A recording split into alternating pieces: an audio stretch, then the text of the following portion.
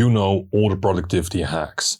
You wake up early, you crush your to-do list, you're drinking the cold brews, taking the supplements, but if you look at your bank account or your actual progress towards your God mode goals, nothing actually changes. You aren't unproductive, you're something much worse. You're a dopamine slave. You've been trained to mistake vibration for movement. In the next 15 minutes, I'm not going to give you a time management hack. I'm going to perform a surgical attack on your psychology. I'm going to show you how I clawed back 20 hours from my week by doing the one thing you're currently too terrified to do.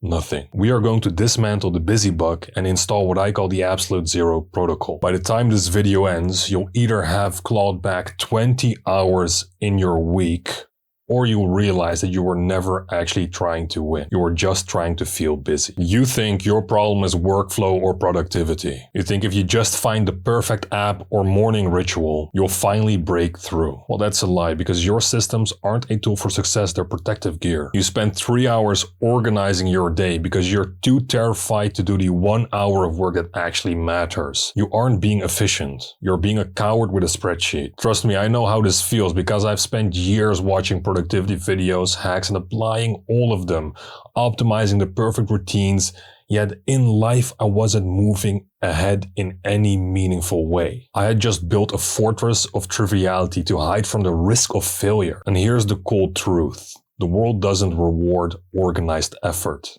It just pays for the results. And the real results, they simply require friction. Once I found out the biology behind this trap, I started unlocking the solutions. Because in reality, you aren't lazy. You aren't bad at time management. You're just biologically compromised. Your brain right now doesn't know the difference between a 100K deal and clearing your inbox. To your prehistoric neurochemistry, a check mark is a check mark. So every time you do something small, easy, or something meaningless, your brain gives you a microdose of those reward chemicals that you seek. In the current day world that wants to capture your attention, you're just a dopamine lab rat. All the platforms you use, the productivity tools that you love, even the way your emails are formatted, they're all designed by smarter people to keep you addicted, to keep you hooked, because they're giving you the feeling of winning by releasing those chemicals while you're actually losing. They're farming your focus for profit. What you have to realize, like I did, is if you don't break this chemical loop, you'll spend the next 10 years being highly productive and still end up broke and forgotten. So to reclaim your 20 hours, we have to perform a chemical reset. We just have to kill the cope.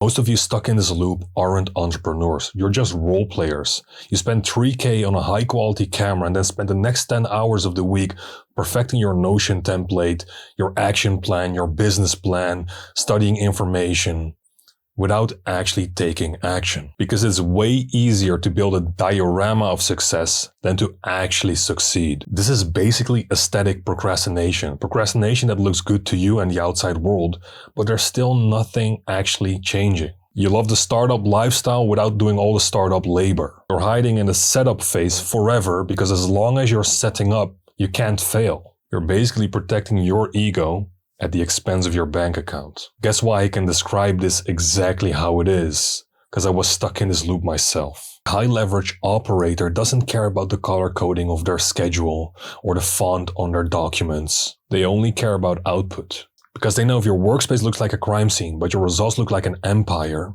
then you're winning. If your documents or Notion are a work of art, but your revenue is zero, at that point, you're just a digital scrapbooker. But even if you stop role-playing, you'll still fail because you have a learning addiction that is actually a form of strategic paralysis. You are basically mentally fat. You watch 3 podcasts a day, vlogs of people more successful than you. Maybe you even buy courses and save them for later because you call this, staying informed. But in 2026, I would call it the spectator trap. You are using other people's success as a drug to numb the pain of your own stagnation. You're addicted to the feeling of being smart without the friction of being capable. Information without immediate execution is basically just gossip. To reclaim the next 5 hours of your week, you basically have to become intellectually anorexic. So stop gathering bricks for a house that you haven't even designed yet. If you aren't going to use a piece of information in the next 48 hours, Consuming that information is committing a crime against your own potential. So what I need you to do is to unsubscribe from the Just In Case newsletters. Delete the Just In Case podcasts. Starve your brain from the noise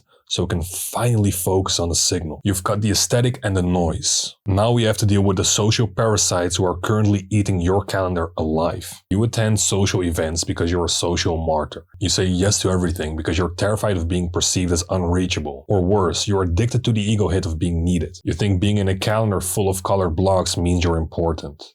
It doesn't.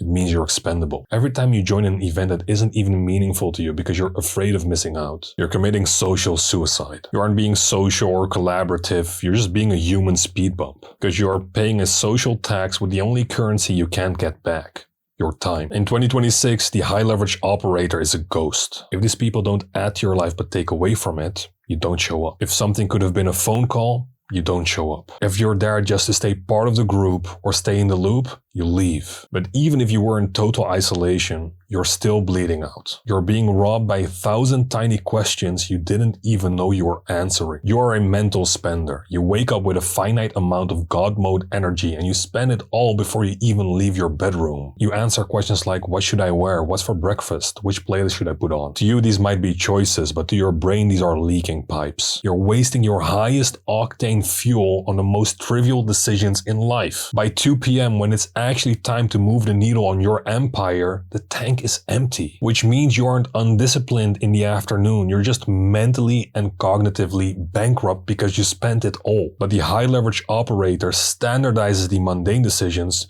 to protect the extraordinary. You don't spend your high octane fuel on choosing an outfit in the morning, or you do it the evening before when you're already spent and tired. You don't go to the gym and improvise a workout.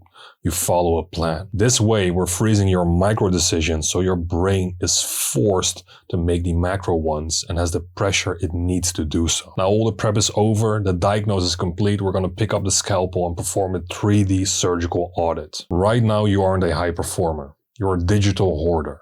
You keep to-do lists that are 6 months old.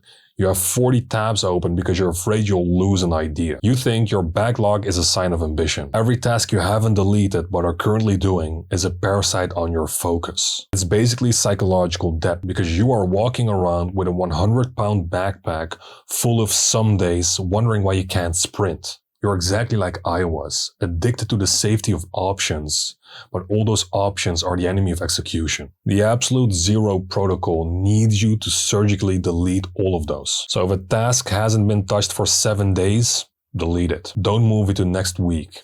Kill it. If it's actually important, it will come back. And if it doesn't, it was just noise that you didn't need in your life. Unlike popular belief, you don't need a better organization system.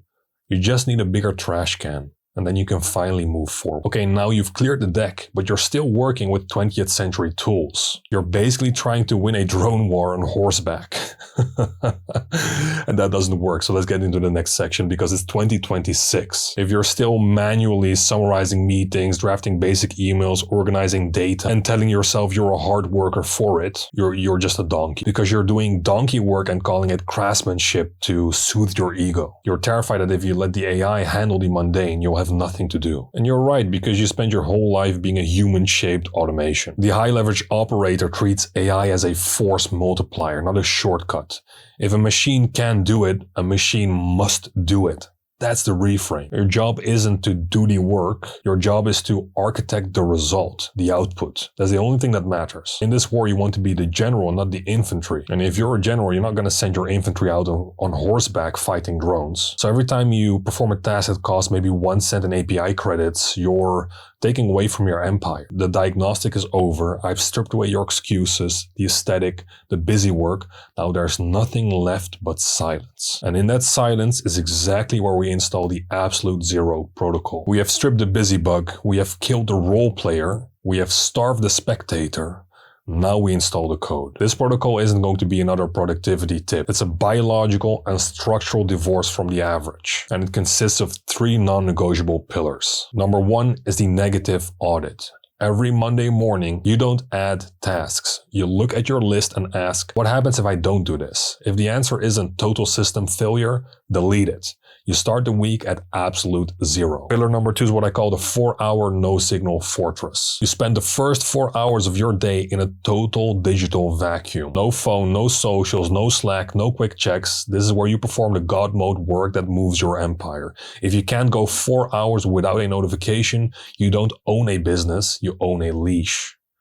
Pillar number 3, the automation first response. If a task survives the audit, it goes to the AI first. You only touch it if the machine fails. Your job is to oversee, not to operate. I promised you 20 hours. I've just given them to you. But here's the catch. Most of you won't actually keep them. Because within 10 minutes of closing this video, your brain will scream for a hit of that fake progress that it loves. You want to check your Insta, your email, you want to organize your notes about this video, or maybe even tell someone else about the great content you just watched. And I would gain from that, and still I'm going to tell you what I'm going to tell you. If you do that, you're already lost, because you've handed the keys back to the parasites. You have 2 identities waiting for you tomorrow morning. You can be the dopamine slave, drowning in a sea of busy work and digital noise, feeling important while you fade into irrelevance. Or you can be the absolute zero operator, the person who actually does less, thinks more, and moves with the terrifying efficiency of someone who has nothing left to prove to anyone else. The 20 hours are on the table. Pick them up or leave them for somebody who actually wants to win. See you in the next one.